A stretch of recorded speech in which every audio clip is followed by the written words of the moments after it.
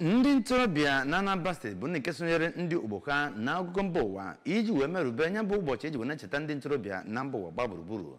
site n'okwu bụ nke a kpọrọ gọọmenti n'ogo dị iche iche ka ha gbaa mbọ wee mezie ya bụ ịchaka mgba bụ nke na-ama ndị ntorobịa aka n'ihu na mba ụwa. Emmanuel Okonkwo bụ nke ga-ewetara anyị akụkọ ahụ n'uso. Onye kọwara ndị ntorobịa dịka ndị so n'ọkacha ibe n'obodo ọbụla kenere ọkammụta Chukwuma Soludo maka mbọ dị iche iche ọ na-agba inye ndị ntorobịa nọ na steeti oghere ịmụ aka ọrụ dị iche iche ma kpọkuo oku ka ụdị ihe a gaa n'iru iji wee mee ka obodo a kawanye mma. Ya bụ onye isi National Youth Council of Nigeria nke Anambra Steeti rịọrọ nnọọ gọọmenti steeti a ka ọ gbanyisie ike ụchọ ụzọ ọ ga-esi na-enyere otu ndị ntorobịa dị iche iche nọ na steeti a aka, ọkachasị ndị otu Youth Council of Nigeria nke Anambra Steeti ka ọ na-akwụ ha ụgwọ pekete mpe ha ka ha wee nwee ike na-arụpụta ihe dị iche iche ha chọrọ ịrụpụtara ndị ntorobịa nọ na steeti a ma weta mgbanwe pụrụ iche na steeti a gbaa gburugburu. N'okwu ya, onye ji ọkwa kọmishọna na-ahụ maka ndị ntorobịa na steeti a bụ Maazị Patrick Ayamba nke ọ bụ onye nọchitere anya ya na ya bụ ihe mmemme bụ onye ji ọkwa onye ode akwụkwọ kpụtọrọkpụ nke ya bụ ministri bụ Dọkịnta Martin Agbili chetara nnọọ ndị ntorobịa na ha nwere ihe niile dị mkpa ha ga-eji wee